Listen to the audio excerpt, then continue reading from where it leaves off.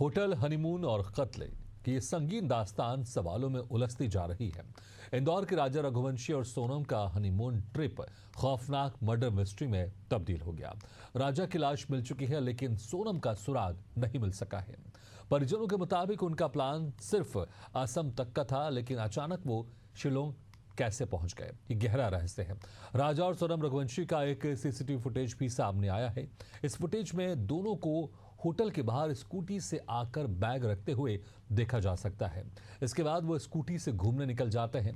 ये स्कूटी बाद में 25 किलोमीटर दूर एक पार्किंग में लावारिस हालत में मिलती थी। वीडियो में सोनम ने सफेद शर्ट पहने दिख रही है। ये बाद में राजा के शव के पास बरामद कपड़ों से मेल खाती है। शिलोंग की वादियों में हुई इस घटना के बाद सवाल उठ रहे हैं कि आखिर सोनम कहां है और राजा की मौत के पीछे क्या राज छुपा है।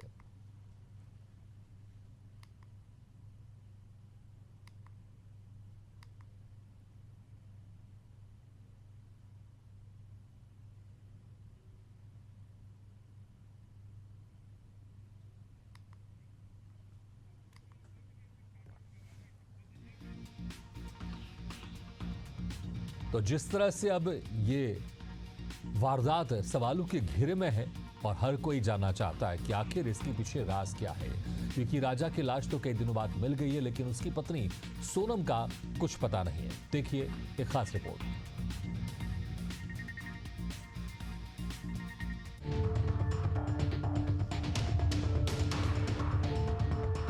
क्या है मामला? राजा रघुवंशी और सोनम 20 मई को हनीमून के लिए रवाना हुए। बेंगलुरु होते हुए गुवाहाटी पहुंचे और 23 मई को शिलोंग पहुंचे। 23 मई की शाम से चेरापूंजी के पास ओसारा हिल से लापता हो गए।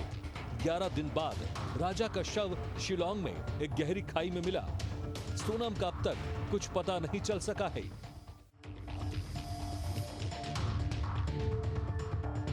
राजा रघुवंशी का शव बरामद हो चुका है। पुलिस और बचाव दल के लोग पिछले 11 दिनों से लापता दंपति की तलाश में जुटे थे। 11 दिनों की खोजबीन के बाद सोमवार को राजा रघुवंशी का शव खाई में मिला। शव बुरी तरह से डिकम्पोज हो गया था। परिवार ने राजा की शिनाख्त की। शव की पहचान मृतक के दाहिने हाथ पर बने राजा टैटू से की गई है। Postmortem of the body of Raja Raghuvanshi was done today. Case has been registered. Special investigation team has been formed, headed by SP City. We have recovered the phone of Raja Raghuvanshi down there, a Vivo phone. We also have recovered the weapon used in the crime, and it's all been seized. See, investigation is given is with us. We will try to give our best. Cherrapunji के पास ओसारा हिल से लापता होने के बाद दंपति की तलाश में परिजन शिलोंग पहुंचे। उन्हें जब राजा और सोनम का कोई सुराग नहीं मिला तो वो फौरन इंदौर लौट गए और पुलिस से मदद की गुहार लगाई। शिलोंग में तलाश शुरू हुई तो कपल की किराए पर ली गई स्कूटी लावारिस हालत में मिली।